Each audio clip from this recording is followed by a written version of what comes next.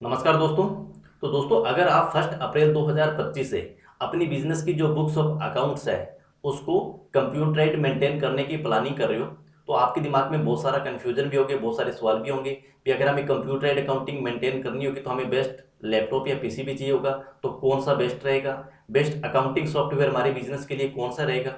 और उसके बाद में जब हम बिजनेस की अकाउंटिंग की शुरुआत करेंगे अकाउंटिंग सॉफ्टवेयर में, तो हमें शुरुआत में स्टेप बाय स्टेप किन किन बातों का ध्यान में रखना होता है, क्योंकि हर अकाउंटिंग सॉफ्टवेयर के अंदर जब हम बिजनेस के अकाउंटिंग की शुरुआत करते हैं, वाउचर एंट्री की, चाहे परचेज सेल पेमेंट रिसिप्ट कोई भी वाउचर हो, तो उन वाउचर की एंट्री करने से पहले हमें कुछ कॉन्फ़िगरेशन सेटिंग भी हमारे बिजनेस की रिक्वायरमेंट के अकॉर्डिंग करनी होती है।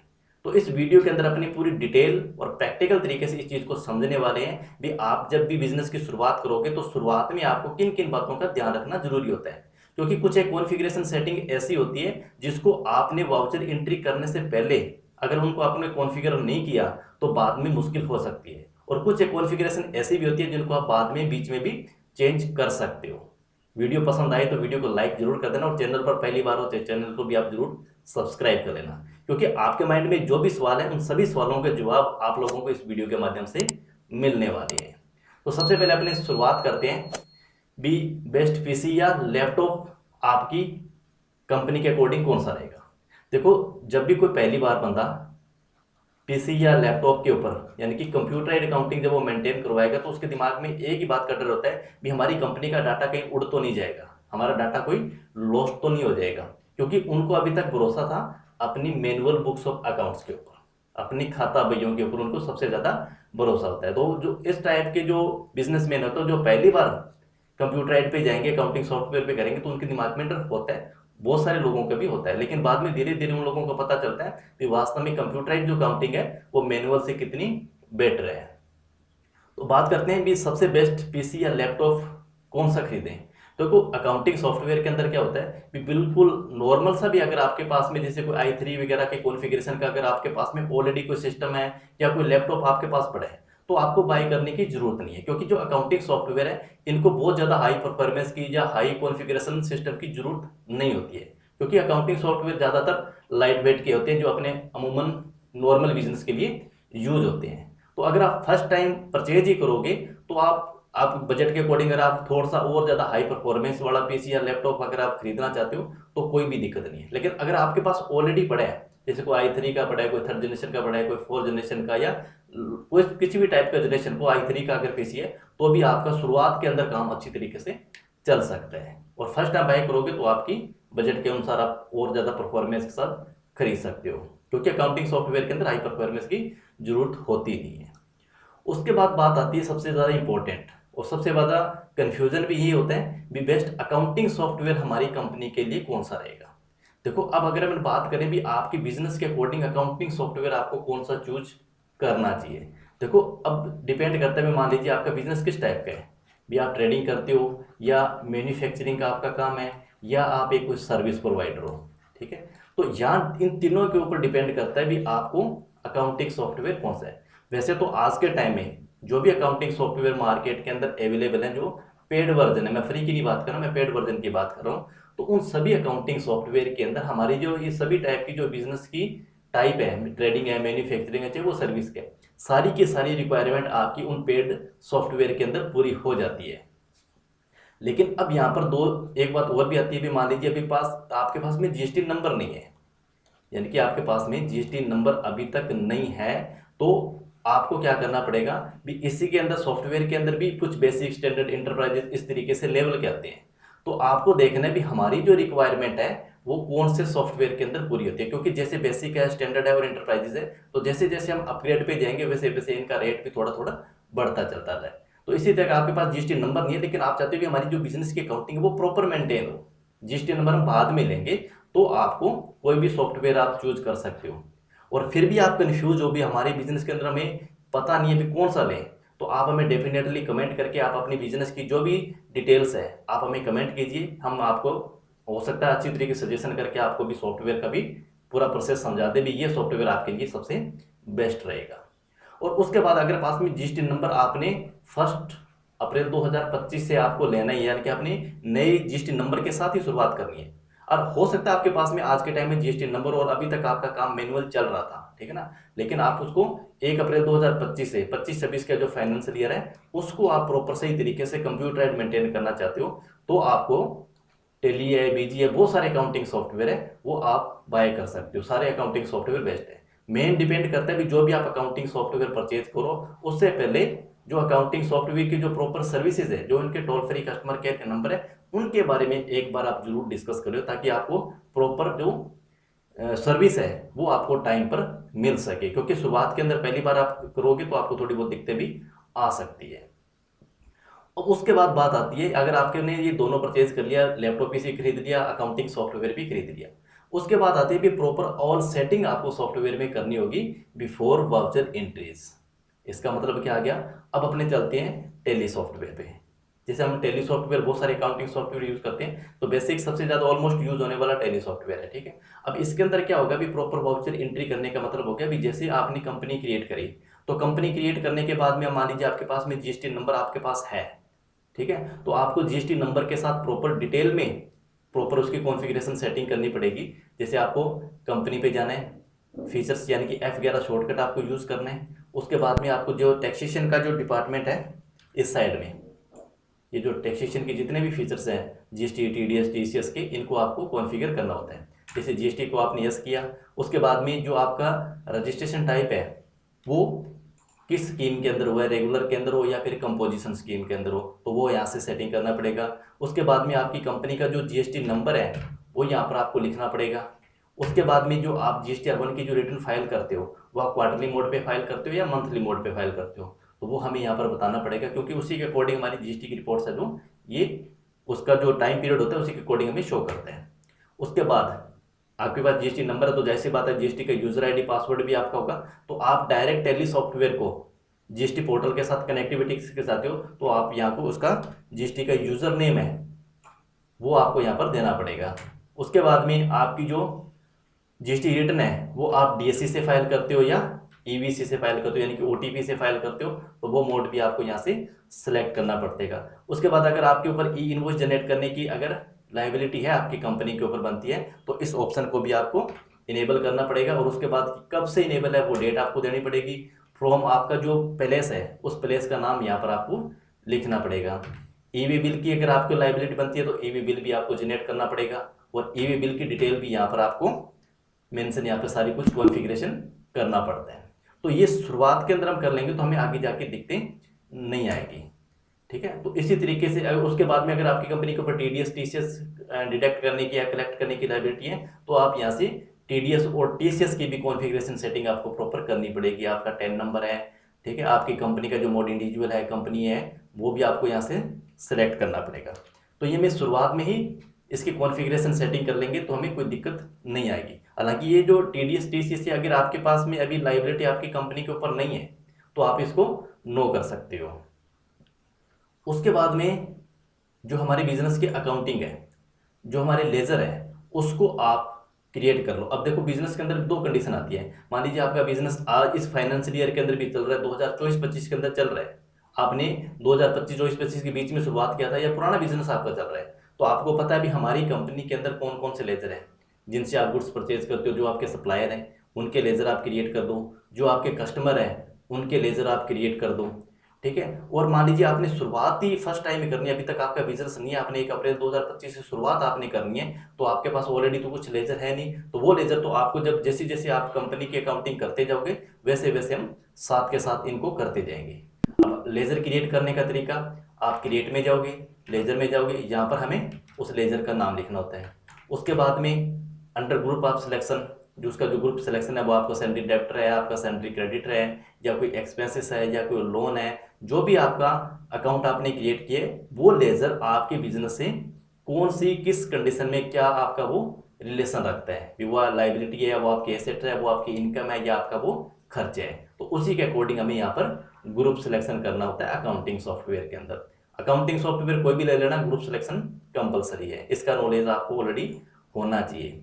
उसके बाद में आपकी बिजनेस की जो भी स्टॉक प्रोडक्ट है, अगर आपका बिजनेस ऑलरेडी चल रहा है, आपको पता है कि हमारा ये प्रोडक्ट हम सेल करते हैं, तो उन प्रोडक्ट की लिस्ट, उनका जो स्टॉक आइटम है उनका नाम आपको क्रिएट करना पड़ेगा प्रॉपर ग्रुप के साथ में और प्रॉपर सही यूनिट के साथ में। अब यूनिट और क्रिएट का मतलब भी आपको क्रिएट पे आना है और उसके बाद में स्टॉक आइटम को आपको यहाँ से स्टॉक आइटम क्रिएट करना है। तो जैसे मानिए मैंने यहाँ पे लिख दिया एग्जाम्पल के लिए सैमसंग मोबाइल, ठीक है, या सैमसंग मैंने 1 2 3 का कोई एक मॉडल लिख दिया। तो यहाँ आपको उसकी प्रॉपर ग्रुप करनी पड़ेगी भी ये जो सैमसंग है ये क्या चीज़ है, क्योंकि सैमसंग 1 2 3 कोई एक टीवी का भी नाम हो सकता है, मोबाइल का नाम भी हो सकता है, ठीक है ना, कोई भी एक गैजेट हो सकता है सैमसंग 1 2 3 के नाम से। तो यहाँ आपको उसका ग्रुप सेलेक्ट करना पड़ेगा भी ये हमारा मोबाइल की कैटेगरी में है या कोई टीवी की कैटेगरी में है या कोई लैपटॉप की कैटेगरी में है या कोई एलईडी एलसीडी की कैटेगरी का है। तो यहाँ आपको उसका प्रॉपर ग्रुप क्रिएट करना पड़ेगा। ग्रुप करने के लिए आप क्रिएट पे जाओगे तो यहाँ आप उसका ग्रुप क्रिएट कर सकते हो। जैसे मैंने यहाँ पे लिख दिया भी ये मोबाइल है, ठीक है, तो मोबाइल को आपने मोबाइल की कैटेगरी में डाल दिया। उसके बाद यूनिट, आपने इस यूनिट को, इस प्रोडक्ट को आपने किस यूनिट में सेल करना है भी आप बॉक्स वाइज करोगे, पीसीस वाइज करोगे, तो फिर आपको यूनिट भी क्रिएट करनी पड़ेगी पीसीस के अकॉर्डिंग। उसके बाद में प्रॉपर इसकी जीएसटी की डिटेल, अगर आपके पास में जीएसटी नंबर ले लिया है आपने और रेगुलर स्कीम के अंदर लिया है तो वहाँ पर आपको इसकी जीएसटी की डिटेल प्रॉपर भी, इस प्रोडक्ट का HSN कोड क्या है वो HSN कोड भी यहाँ पर लिखना पड़ेगा, इसका डिस्क्रिप्शन भी आपको लिखना पड़ेगा। जीएसटी रेट यानी कि इस प्रोडक्ट के ऊपर कितना जीएसटी लगता है, 5 12 18 28 या फिर टैक्स फ्री है, तो वो आपको यहाँ से टैक्स रेट देना पड़ेगा। अगर वो टैक्सेबल प्रोडक्ट है तो यहाँ पर टैक्सेबल करना पड़ेगा और इसका जीएसटी का जो रेट है वो जीएसटी का रेट भी यहाँ पर आपको लिखना पड़ेगा। तो यानी कि लेजर बनाते वक्त और स्टॉक आइटम बनाते वक्त आपको ये प्रॉपर सेटिंग, अगर आपने जीएसटी की सेटिंग पहले कर ली तो ये ऑप्शन आपको यहाँ पर शो होंगे। ये हमने अभी ये जो स्टेशनरी डिटेल्स है ये अगर आपने जीएसटी का ऑप्शन इनेबल किया हुआ तो ये आपको दिखेंगे, अदरवाइज ये नई ऑप्शन दिखेंगे। इसलिए जीएसटी की सेटिंग हमें पहले करनी जरूरी होती है अगर हमारे पास में जीएसटी नंबर है तो उस कंडीशन के अंदर। उसके बाद में इंपॉर्टेंट होता है वाउचर नंबर की कॉन्फ़िगरेशन, यानी कि अब मान लीजिए आपने कोई कस्टमर को सेल इनवॉइस बनाओगे तो अब सेल इनवॉइस 2 कंडीशन में बनाते हैं। देखो तो कंडीशन का मतलब क्या बन गया भी, एक कंडीशन होती है भी हम कंप्यूटर एड के अकॉर्डिंग चलेंगे भी, जो हमारी कंप्यूटर एड के हमने जो सीरीज बना दी प्रीफिक्स की, जैसे आपने देखा होगा भी, जैसे हमने कह दिया हमारी कंपनी का मान लीजिए स्मार्ट ट्रेडिंग कंपनी का नाम है तो हमने इसका नाम शॉर्टकट दे दिया STC 2025-26-001, कुछ इस तरीके से दे दिया, या आपने ओनली 01 दे दिया या ओनली 1 दे दिया। उसके बाद में सेकंड इनवॉइस आएगा वो 2 नंबर 3 नंबर, यानी कि ये जो स्पेसिफिक कोड है ये साथ के साथ चलेंगे, ठीक है। एक तो आप इस तरीके से सेटिंग आप कर सकते हो। दूसरा आ रहा है मैनुअल का। मैनुअल का मतलब क्या बन गया कि मान लीजिए आपके पास में मैनुअल बिल बुक भी है और आप उसी मैनुअल बिल बुक का जो नंबर है वही आप अपने सेल इनवॉइस के अंदर देना चाहते हो। जैसे फॉर एग्जांपल अपने हमारे पास इनवॉइस है और ये जो इनवॉइस नंबर है आप देखो कुछ आपने इस तरीके से एक स्पेशल कोड के अंदर देखा होगा, ठीक है ना, तो आप इस तरीके से चाहते हो तो ये हमारा स्पेसिफिक्स और प्रीफिक्स हम इसको टैली सॉफ्टवेयर के अंदर सेटिंग हमें करनी पड़ती है। अगर आप लोगों को ये सेटिंग किस तरीके से होती है, वीडियो का लिंक डिस्क्रिप्शन में मिल जाएगा आपको, वहां से भी आप इसको देख सकते हो भी इस तरीके का अगर इनवॉइस की सीरीज अगर हमें चाहिए तो हम इसकी सेटिंग टैली सॉफ्टवेयर में किस तरीके से करनी होती है। उसके बाद जैसे अपने सेल वाउचर पे जाएंगे तो यहाँ आप देखोगे F8 अपनी कर दिया, तो F8 के अंदर एक तो यहाँ पर आप मैनुअल इनवॉइस नंबर हाथ से डाल सकते हो। जैसे आप मान लीजिए आपके मैनुअल बिल बुक है, मैनुअल बिल बुक का नंबर मतलब 05 है तो आप 05 भी यहाँ से चेंज कर सकते हो। और ये सेटिंग आपको करनी कैसी है, इसके लिए आपको वाउचर नंबर मेथड का जो ऑप्शन होता है उसको आपको चेंज करना होता है। इसके लिए हमें एल्टर पे जाना होगा, उसके बाद में वाउचर टाइप पर जाना होगा और यहाँ से हमें सेल वाउचर को सिलेक्ट करना है। और उसके बाद में यहाँ पर आपको एक ऑप्शन मिलेगा मेथड ऑफ वाउचर नंबरिंग। तो यहाँ से अगर आप चाहते हो कि हाँ वाउचर का जो नंबर है वो हमें हाथ से लिखना है तो आपको ये बाय डिफॉल्ट आपके पास में ऑटोमेटिक होगा, तो ऑटोमेटिक हटा के आप इसको मैनुअल करना होगा। और उसके बाद में ये prevent creating duplicate voucher number, यानी कि एक ही वाउचर नंबर आप 2 बार अगर लिखो तो वो एक्सेप्ट करे या नहीं करे। तो हमें चाहिए कि अगर जैसे ही हम एक वाउचर को, जैसे मान लीजिए हमने 11 कोई इनवॉइस नंबर हमने मान लीजिए 102 इनवॉइस नंबर है, इसको हमने सेव कर दिया, तो जैसे ही हम दोबारा इस इनवॉइस को यहाँ पर लिखें 012 लिखें तो ये हमें वार्निंग दे ये इसको एक्सेप्ट ना करे, ठीक है। तो इसलिए हमें इस ऑप्शन को यस करना पड़ेगा। अदरवाइज अगर आपने इसको नो कर दिया तो ये एक इनवॉइस 2 बार भी पोस्ट हो सकता है, 3 बार भी पोस्ट हो सकता है, तो आपको कोई वार्निंग नहीं मिलेगी। तो आप चाहते हो वार्निंग दे तो आपको प्रिवेंट डुप्लीकेट वाउचर्स नंबर इस ऑप्शन को यस रखना पड़ेगा, ठीक है। इस तरीके से हम इसके सेटिंग सॉफ्टवेयर के अंदर सेल वाउचर में जाके भी कर सकते हैं। और इसी तरीके से आप परचेज वाउचर के अंदर भी आपको एंट्री करनी पड़ेगी। जैसे आपने बहुत सारे परचेज वाउचर भी आपने देखे होंगे, जैसे हम परचेज वाउचर को ओपन करते हैं और कोई भी एक परचेज वाउचर कुछ वाउचर एक स्पेसिफिक नंबर के साथ आते हैं, जैसे यहाँ पर आप देखोगे ये एक इनवॉइस है, यहाँ पे 3616 यानी कि नॉर्मल सा एक नंबर लगा हुआ है, और कुछ एक स्पेसिफिक नंबर कोड के साथ आते हैं कुछ इस तरीके से BVTC 3241 या कुछ इस तरीके से। जैसे अभी हमने एग्जांपल देखा वाउचर नंबर का, इस तरीके से कुछ आपने बहुत सारे इस तरीके के भी इनवॉइस नंबर देखे होंगे। तो ये इनवॉइस नंबर आप चाहते हो भी हम वाउचर नंबर की जगह मैनुअल में लिखें, परचेज वाउचर की जब हम एंट्री करें तो बाय डिफॉल्ट तो आपके सामने क्या होगा 1 2 3 4 इस तरीके से चलेगा। जैसे आप देखोगे यहाँ पर ये परचेज नंबर की कंटिन्यू वाउचर नंबर चल रहा है, और ये जो वाउचर नंबर है ये हमें इस इनवॉइस के सप्लायर इनवॉइस के नंबर अंदर हमें लिखना होता है। और आप चाहते हो यहाँ पर ये जो 14 लिखा हुआ है इसकी जगह पे भी हम ये नंबर लिख दें, तो इसके लिए भी आपको जैसे हमने सेल वाउचर को मॉडिफिकेशन किया, उसको अल्टर किया, वाउचर नंबर का तो मेथड है, अल्टर पे जाएंगे, वाउचर पे जाएंगे, और यहाँ से अब अपने परचेज को सिलेक्ट करेंगे। तो यहाँ आप देखोगे वाउचर नंबर का जो मेथड है ये बाय डिफॉल्ट मेरे पास में ऑटोमेटिक आ रहा है 1 2 3 के, तो मेरे को यहाँ से ऑटोमेटिक की बजाय मेरे को मैनुअल करना पड़ेगा अगर मैं उसको वाउचर नंबर को मैनुअल हाथ से लिखूंगा तो उस कंडीशन में। तो ये कुछ अकाउंटिंग सॉफ्टवेयर के अंदर बाय डिफॉल्ट ही मैनुअल होता है और कुछ के अंदर ये मैनुअल करना पड़ता है। तो जो भी आपके पास अकाउंटिंग सॉफ्टवेयर होगा उसको आपको एक बार देखना पड़ेगा। और उसके बाद में वाउचर एंट्री की जब आप करेंगे, जैसे परचेज या सेल वाउचर की जैसे आपने एंट्री करेंगे तो वहाँ पर हमें वाउचर एंट्री की कॉन्फ़िगरेशन भी हमें करनी पड़ती है। जैसे हमें एंट्री करें तो हमें पार्टी की डिटेल वहाँ पर शो हो या नहीं होनी चाहिए। जैसे मान लीजिए हमने कोई एक सेल इनवॉइस की एंट्री करते हैं, वाउचर पर गए और सेल इनवॉइस की एंट्री गए, ठीक है, और यहाँ पर हमने किसी कस्टमर का एक नाम लिख दिया और यहाँ पर हमने कोई एक प्रोडक्ट सेलेक्ट किया।